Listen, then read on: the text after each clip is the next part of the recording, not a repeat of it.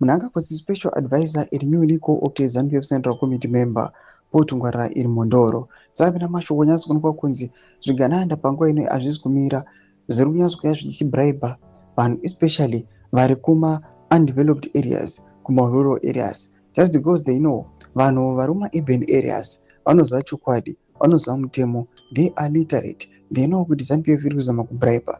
Saka pina mashoko atiri kuona ZANU-PF panguva inoi, yesterday aiwa vanosvika chinodhonetera vanhu mabhasikoro, aiwa nemafood hampers just to endorse them kuti vauye vachivasapota panhau dze2030 nemaconstitutional amendments. Unobva subscribe or like out on the bell icon.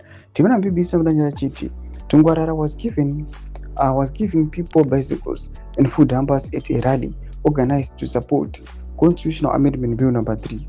We are told in the bill that they want to extend Emmerson Mnangagwa's term for him to finish projects, but since 2023, the focus was on pushing for ET 2030, neglecting service delivery and development of the country.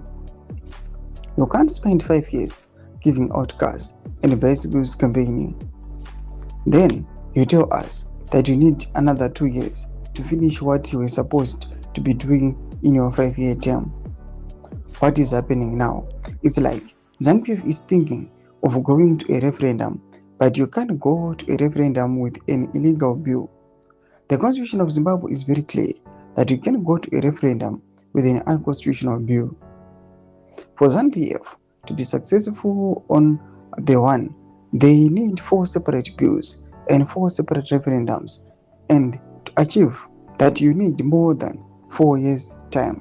Ndo mashoko ari kuda panguva inoi, ari kuonekwa kunzi ndo maplans ari kuitwa neZANU-PF panguva inoi ekuti vakwanise aiwa kuunganidza chaunga kuti chivasapote pamaamendments avari kuita. Pina kumasection medu zvafungiro imo tiri kudi pamusoro pechitiko ichi. Subscribe or like, chita on the bell icon.